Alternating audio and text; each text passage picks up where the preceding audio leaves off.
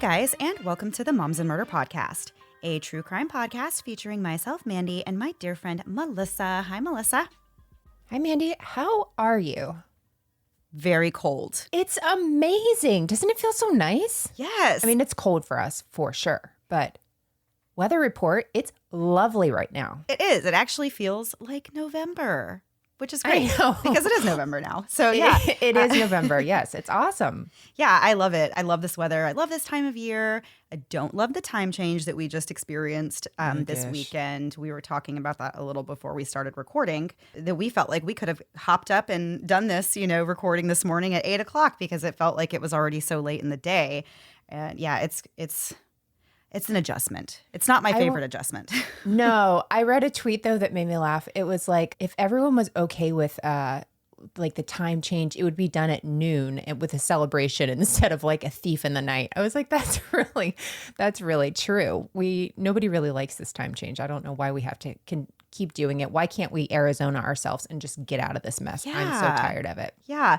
Honestly, I think the worst part of it for me is that it gets dark at like 5 o'clock. Yes. So there's no evening time to spend outside. And I like being outside, so I don't like when it's dark at 5. I've made the decision to stop driving whenever it's dark, so it's really cut into my times of driving. Like I've reached the age where I'm like, I don't trust myself right on the roads at night. So I'm like, wow, I can only drive till like 4:30. This is crazy. Yeah, I know. Me too. I feel like I'm just getting my eyes aren't what they used to be at night driving. No. So yeah, I have to be locked inside too early for my liking. Right. All right, so we're going to get into the episode this week. This is a story, surprisingly, that I have never heard about. Nope. Have you heard this one? No. Yeah. So we are talking this week about a place here in our lovely home of Florida, the Magic City, also known as Miami, Florida. It's a place that you might picture as being a very vibrant, energetic city where chiseled abs and body glitter are always in fashion, Lamborghinis and Ferraris flood the streets, and dance music is blaring from every speaker at all hours of the day. And that's actually a pretty accurate depiction of Miami. You would be mostly right if you thought that. Miami is an amazing city to visit, and it's one of my personal favorite places to go in Florida. Every time I go, I always wind up staying. It's the type of town I could spend a few days in. Miami, the city that keeps the roof blazing. I'm so proud of you for that.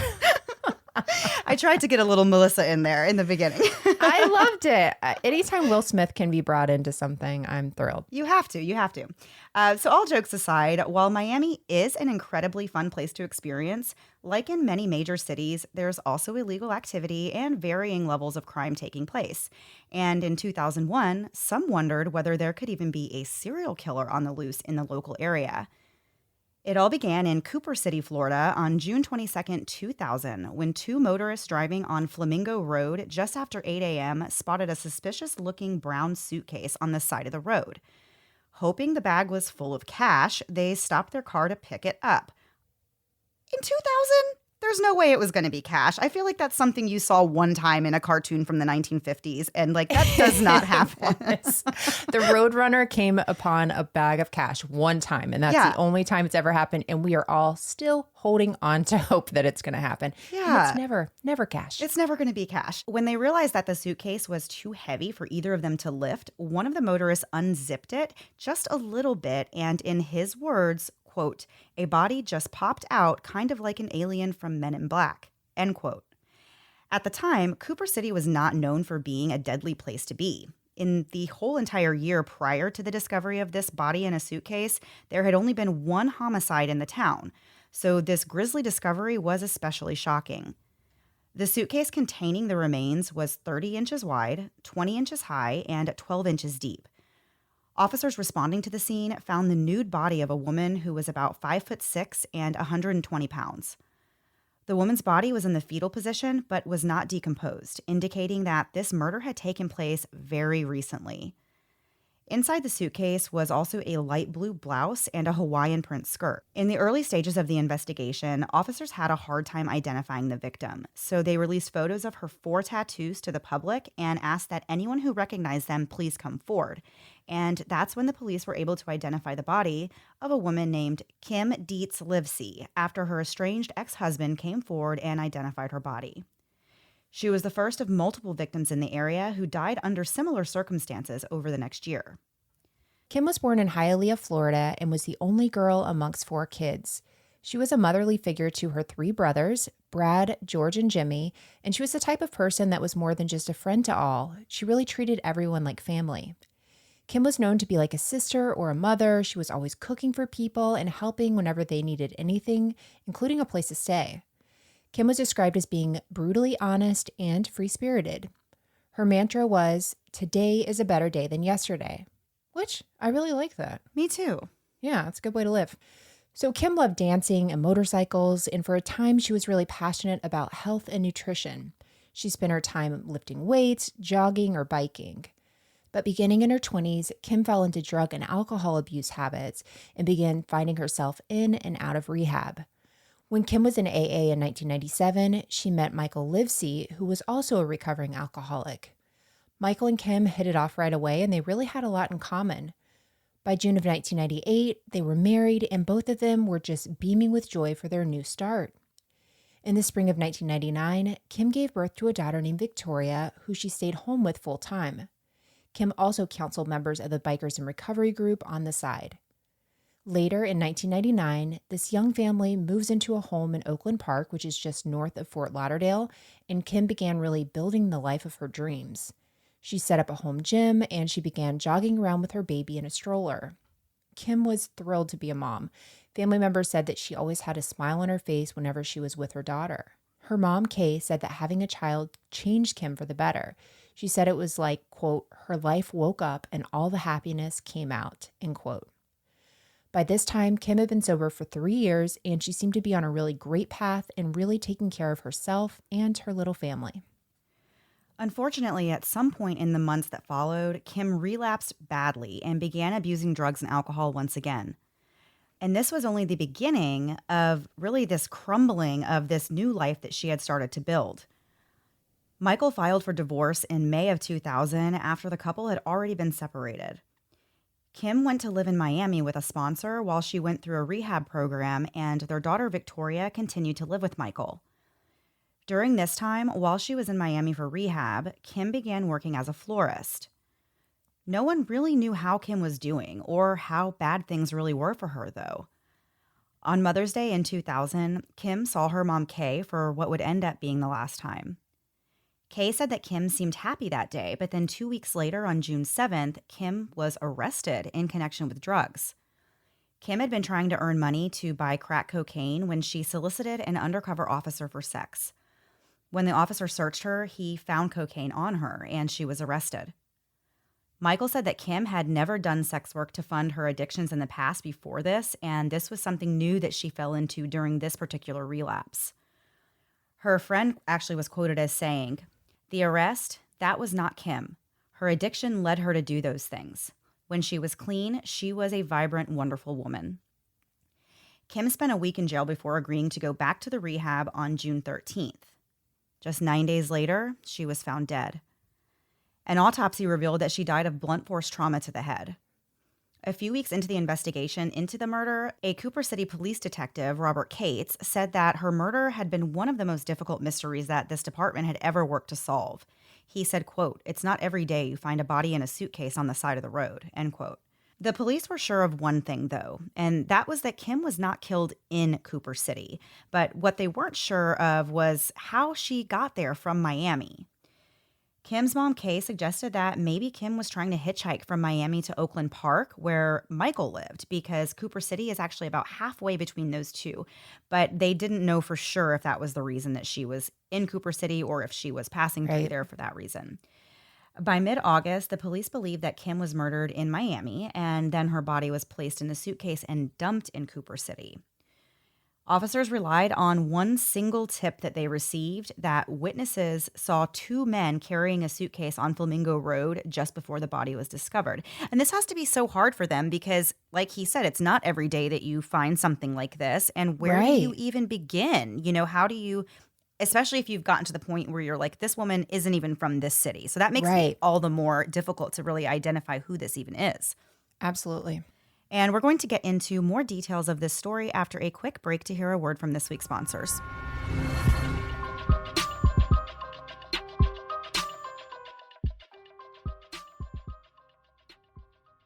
Fall is finally here, even in Florida. It's my favorite time of year thanks to the cooler weather and the comfy clothes. Whether your plans involve s'mores next to a campfire or going full fall and taking the family apple picking, Faherty has the perfect clothes for getting comfy, all while looking Instagram worthy. I am a huge sweater person. It's basically a part of my personality. And I don't know about you, but the sweaters I really love and live in are comfy, but they can be a little fugly. But Faherty has quality sweaters and sweatshirts that are comfortable and cute, like the Whitewater Cruise sweatshirt that I'm currently obsessed with.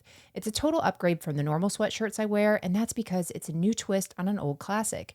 The sweatshirt is made of super soft and wonderfully textured French terry in a crew cut, which is totally my jam. The textured look gives it a little more pizzazz, and I can dress it down with a pair of joggers or pair it with some booties and jeans for a night out.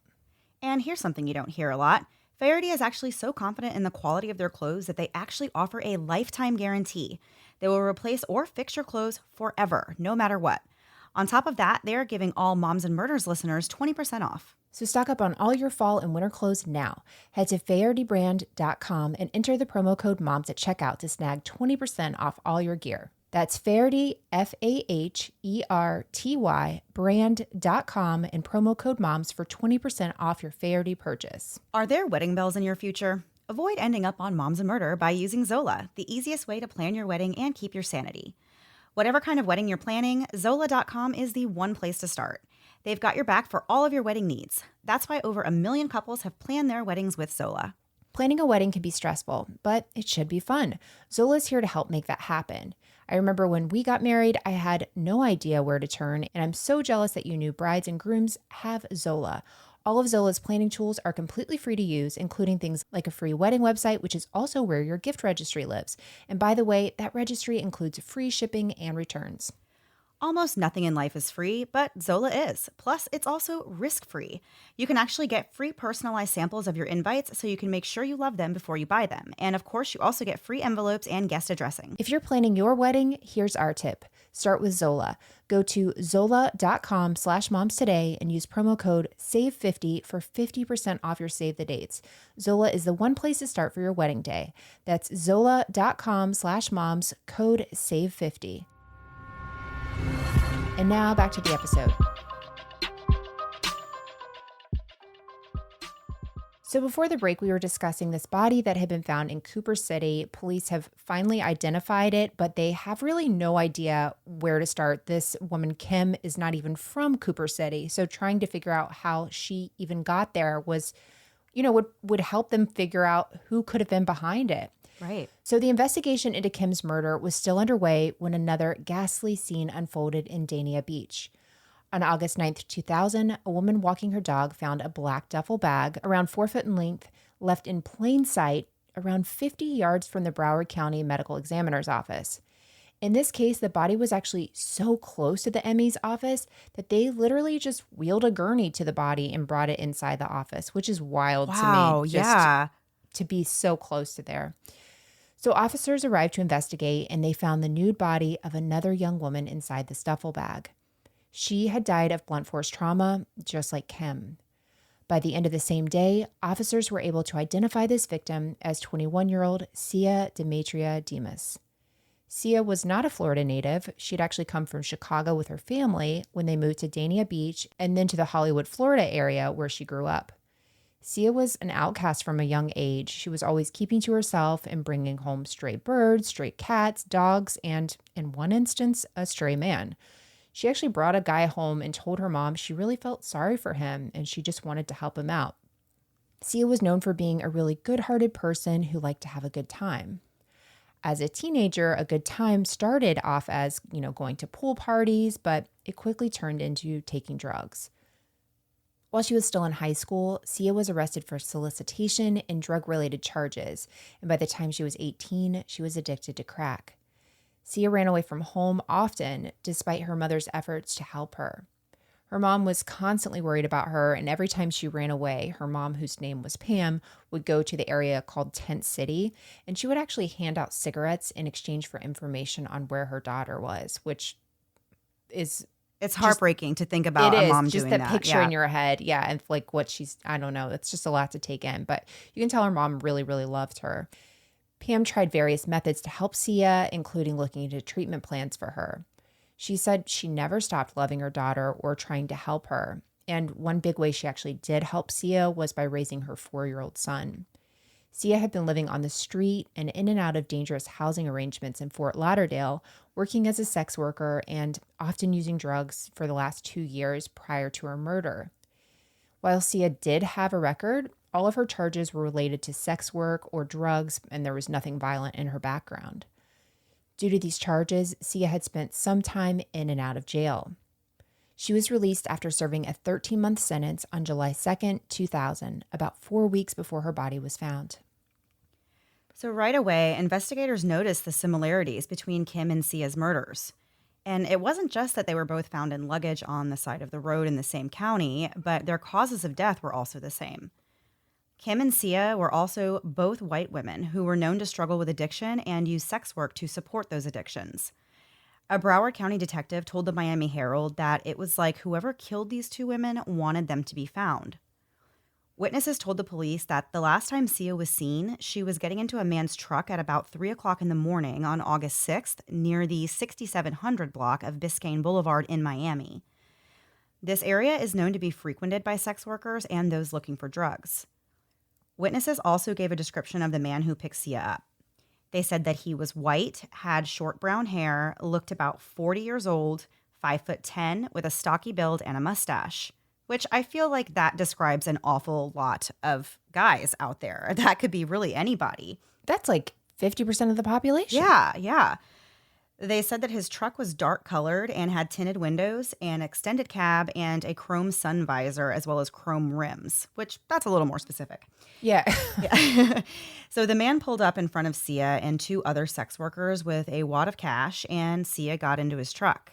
And that was the last time that she was confirmed seen alive. Officers learned that Kim Livesey was also known to frequent this same area of Miami, and they began to wonder if there was a serial killer on the loose in the city. Local police in Miami thought they might need backup for this type of investigation, so they asked for federal and state agencies to come assist them. A sketch of the man that Sia was last seen with was drawn and released to the public.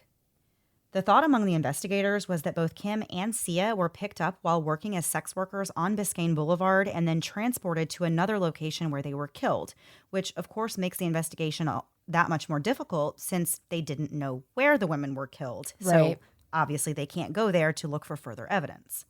During this time in the early 2000s, it really wasn't that far-fetched to believe that a serial killer who was targeting sex workers could be out there in the Miami area. Starting in early 1999, there had been numerous sex workers murdered, but all of them at that point, except for one, had been solved. A few of the other murders were a 38-year-old woman named Crystal Martin, who was found dead in the guest house of a Fort Lauderdale home with a t-shirt stuffed down her throat and a belt binding her hands.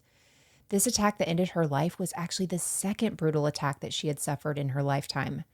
13 years earlier, she was attacked by a man by the name of Donald Lee Evans, who was later convicted of killing a sex worker and a 12-year-old girl. Another woman was named Delia Mendez, and she was found dismembered in Hollywood, Florida in May of 1999. A few months later in August, another 37-year-old woman, Sheila Lewis, was found beaten to death and wrapped in a plastic garbage bag in a field near the Miami River. And on June 19th, 2000, 30-year-old Melissa James was found dead in a canal in the area. After Sia's body was found near the medical examiner's office, 4 more women who did sex work in the Miami area were found dead. They were 34-year-old Gina Roberto, who was found in a canal wrapped in a blanket and tied to an anchor, 22-year-old Angela Sinez, who was found with her arms and legs bound in a marina. She had been stabbed to death. The third woman was 23-year-old Sharnice Carter, who was found strangled to death behind a building. And then on April 17th, 2001, a 20-year-old woman named Janet Ramos was found dead in the parking lot of an apartment building. My gosh, that is so much and so incredibly sad. I just sad. feel for all of their families. That's wow. Although these murders really had one thing in common, each of these victims had been a sex worker, the MO was totally different in these, and they were not thought to be related to the murders of Kim and Sia, which those two had been very similar in many ways, including where they had been picked up, that they were found in these duffel bags sort of thing. But this is like somebody's found in a marina, somebody's found in a, Right. all over the place. In early September, police searched several rooms at a hotel called the Knights Inn, where Kim was learned to be a regular customer, and evidence suggested that Sia had also stayed there before as well.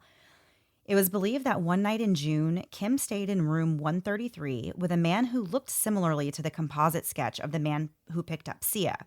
A maid at the hotel told the police that she found a grapefruit sized blood stain on the carpet the morning after they stayed there. And shortly before that, the man had actually asked to change rooms. Police searched 3 rooms that they believed this man had stayed in or could have stayed in, and they also swabbed the carpets of 28 additional rooms and swept for hair and fibers. By January of 2001, officers were sure that these 2 murders were committed by the same person.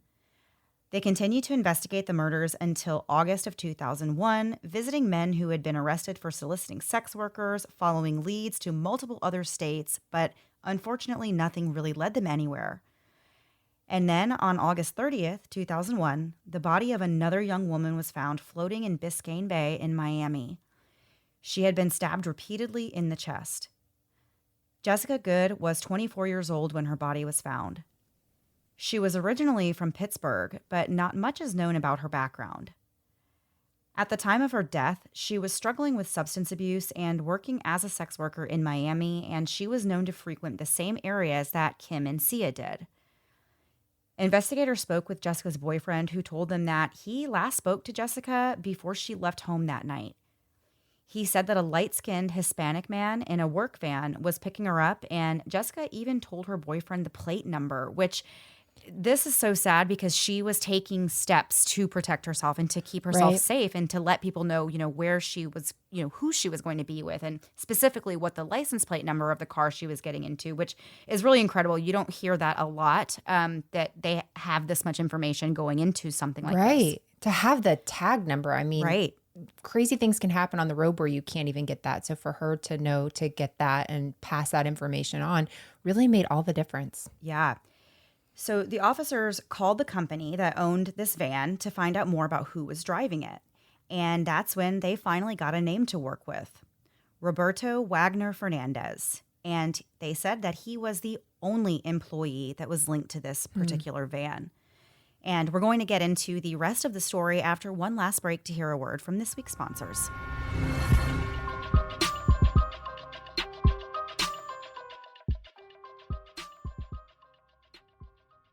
I ran across one of those little Pinterest quotes the other day that said, accessories make everything better. And I couldn't agree more, which is why I adore Ana Luisa jewelry. And Ana Luisa doesn't just make gorgeous jewelry, but they create pieces with a beautiful story from beginning to end, starting with recycled materials whenever possible, as well as transparent business practices and small batches that are kind to the earth. I told you guys before about my beautiful gold mama necklace from Ana Luisa. It's one of my favorite pieces of jewelry that I've ever had, and I really find myself wearing it all the time.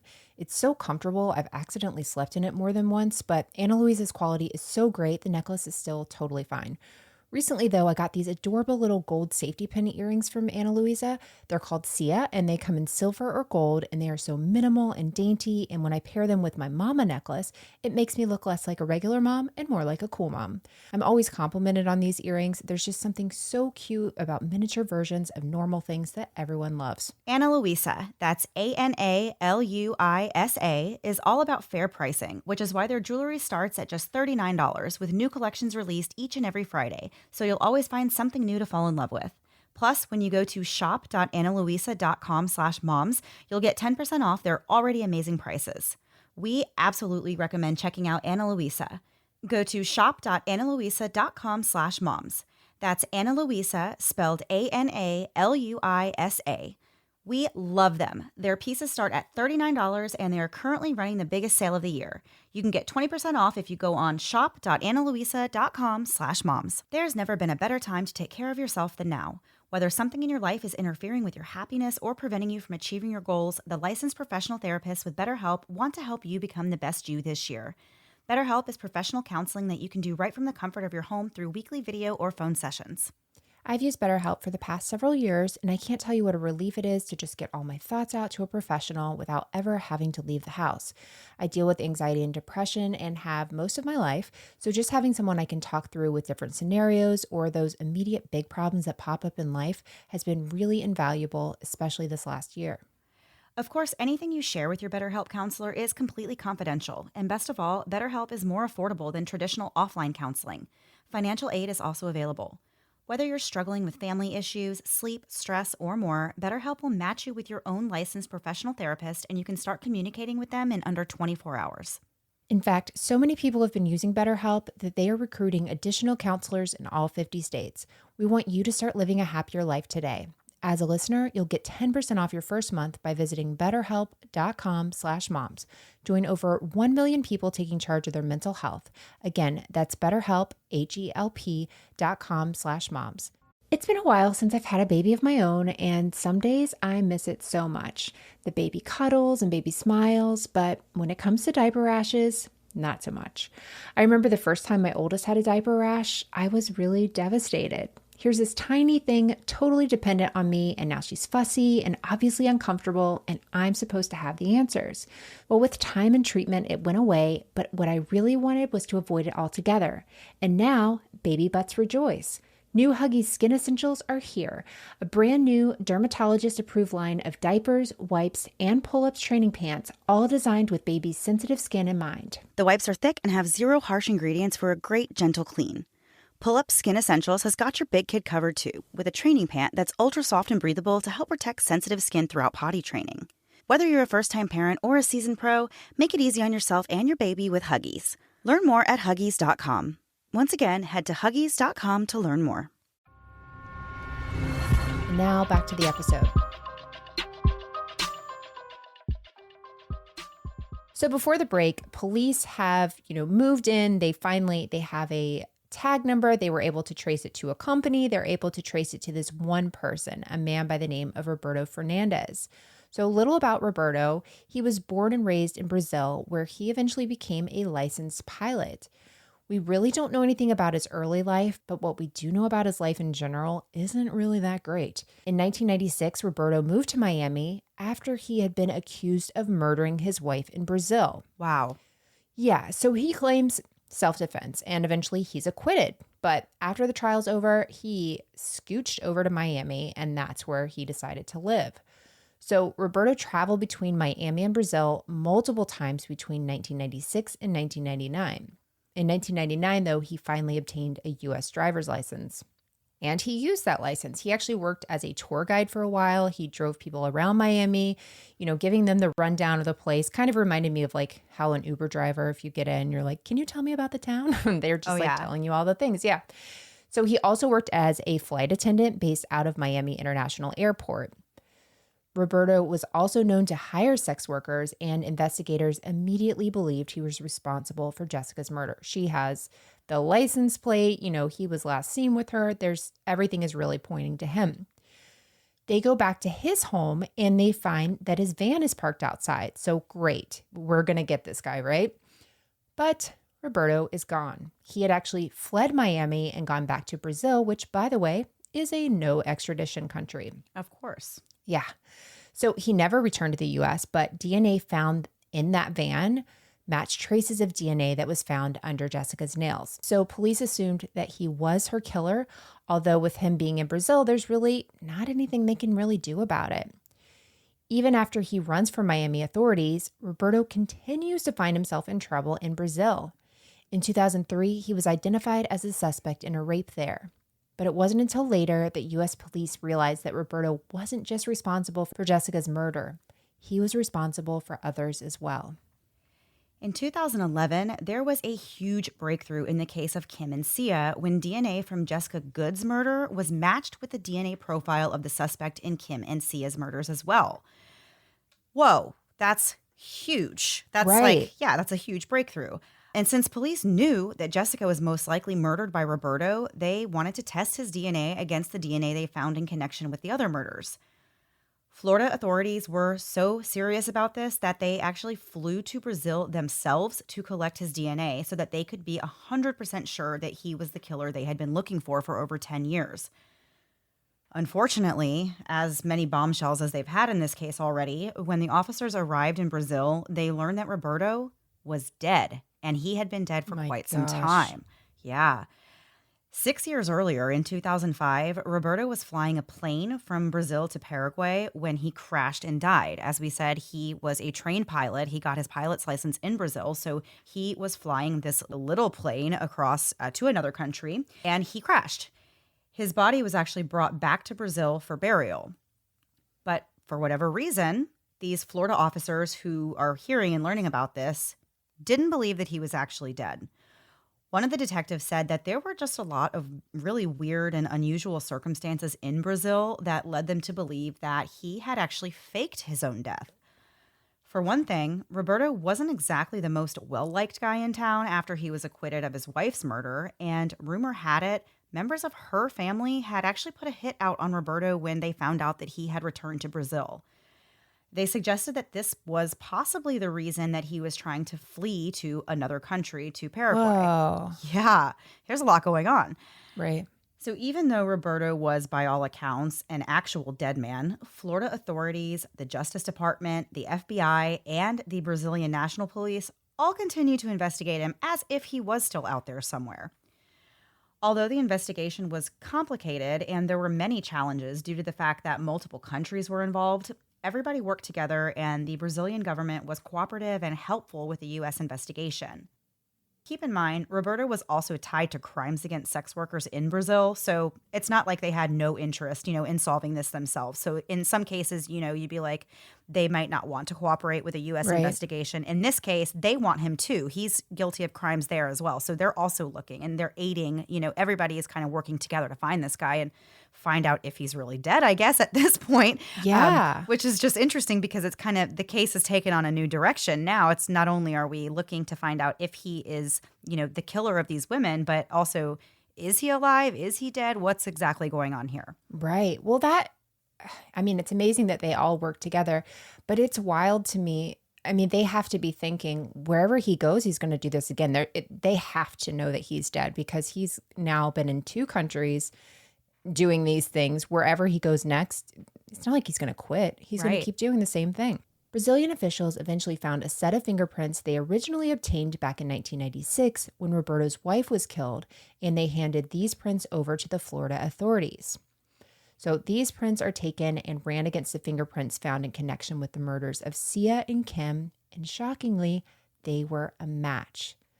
So the murder of Jessica Good followed a completely different MO. So police initially never thought that Roberto was even a suspect in this case, but now fingerprints proved that he was their killer as well. Oh my gosh.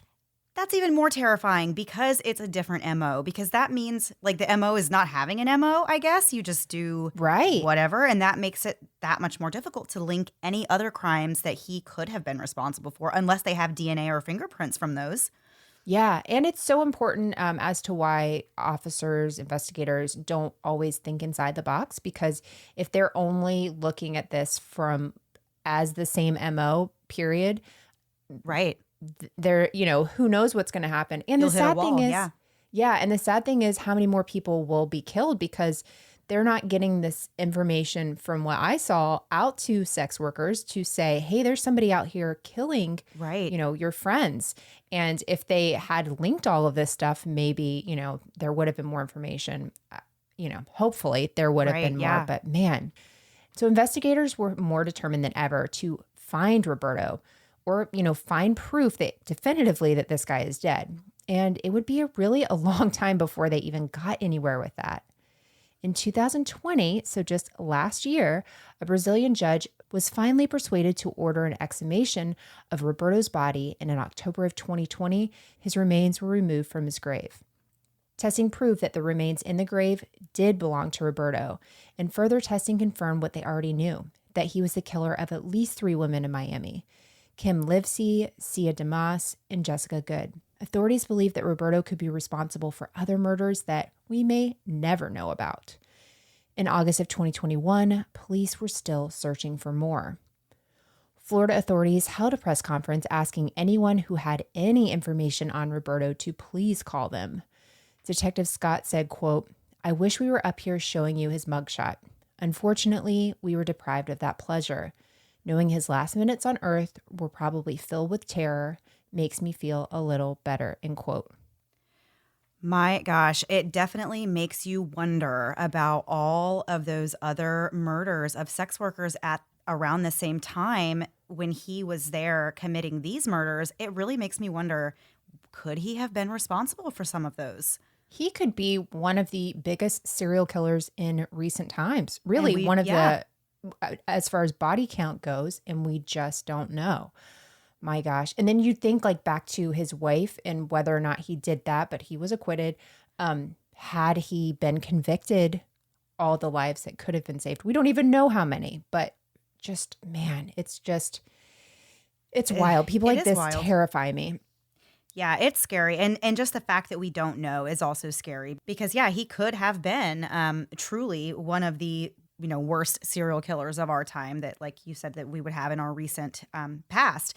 So yeah, very scary stuff to think about and to think that crimes like this can take so long to actually be solved and to be figured out. Right. You're always thankful when they are able to figure it out no matter how much time has passed, but yeah, just really eye-opening to kind of see how hard it can be to solve crimes like this.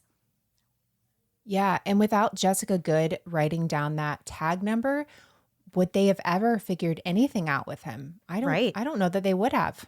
No, exactly. Because that was really the one piece of information that broke the entire case wide open was the fact that she thought enough, to tell somebody that kind of information. And that was really just amazing to me that was how they ended up figuring it out. Yeah. One thing I wondered is how did he know that police were onto him? Because he fled, right? Could it have been, that's what I was kind of thinking. Like, do you think the company told him, hey, the police were calling and we told them that you drive that for van and what's sure. going on? Yeah, 'Cause yeah. for him to get out of there, like he had to know something because he wasn't going to stop. He was, clearly doing that Right. a lot. But Well, and man, imagine you own this company and you have this driver that's working for you and the police are calling. Of course, you're going to hang up the phone and immediately call your employee and say, hey, like, what's going on? Like, Right. the police for some reason have the company tag number. Yeah. What are you doing here? So I'm sure he was tipped off in some way like that. And that's probably why he left. Yeah. Yeah. Okay.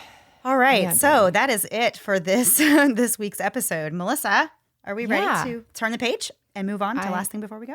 I'm more than happy to. Mandy, you kicked the episode off with lyrics from a famous Will Smith song, Miami. Yep. And so that put in my little pea brain, why don't we do some Will Smith fun facts? This is I think this is super fun. Hopefully you will as well. So some are yes, no, some are, whatever. Go with it. Roll with it.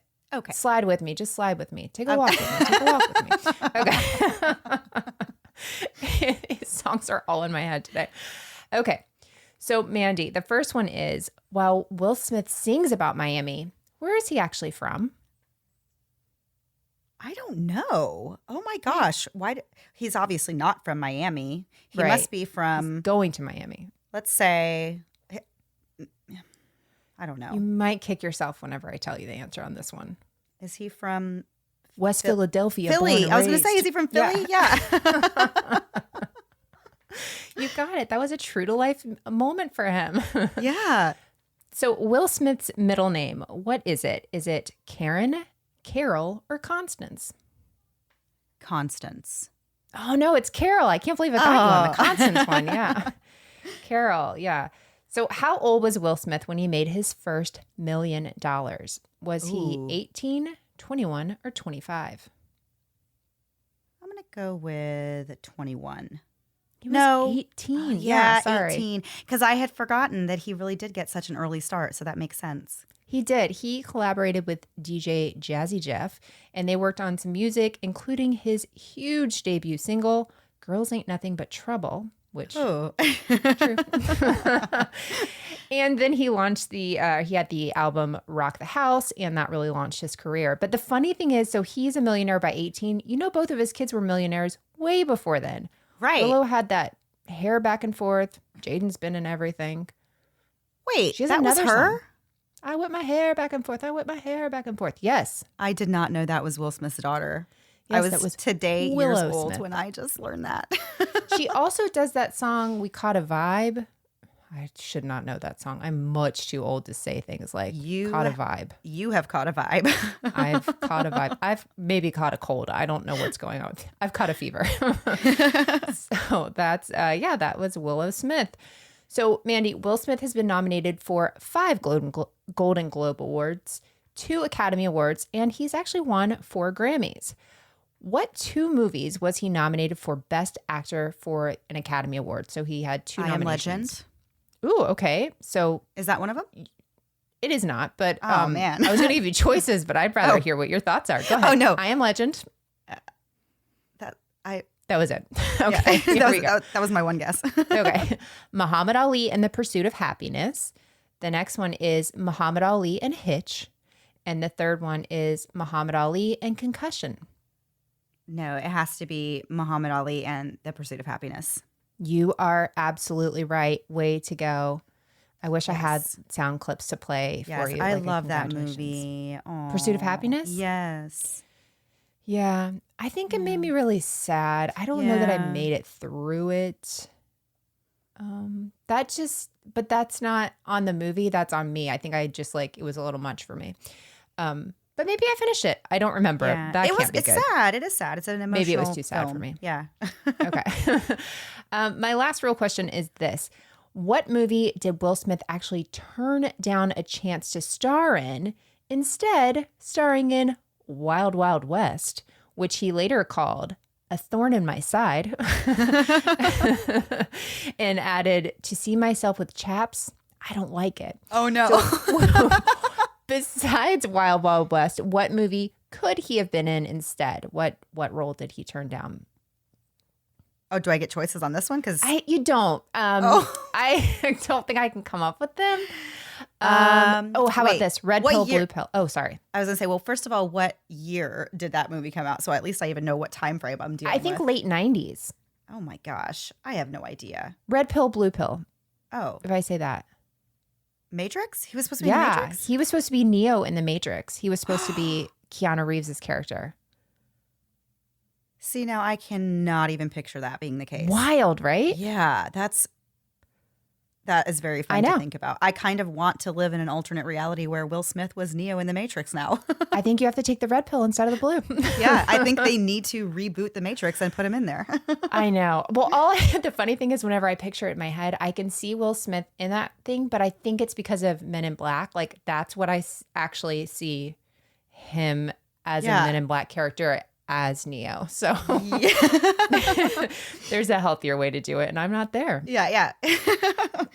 Awesome. Yeah. Well, before we go, we have some new episodes up on Patreon, patreon.com/Moms and Murder Podcast. We have, I think, 3 months of videos on there now, maybe 2 months. I can't remember. And then every month we release a brand new episode on audio and video. You can get that. We send out cards and magnets and stickers and all those fun things. So if you are interested in getting any of that, check out patreon.com/Moms and Murder Podcast. And also you can get ad-free episodes, early release. We release them on Sunday evenings, which I think for some people is still Sunday evenings when we release. No. They get it Monday. Forget Yeah. it.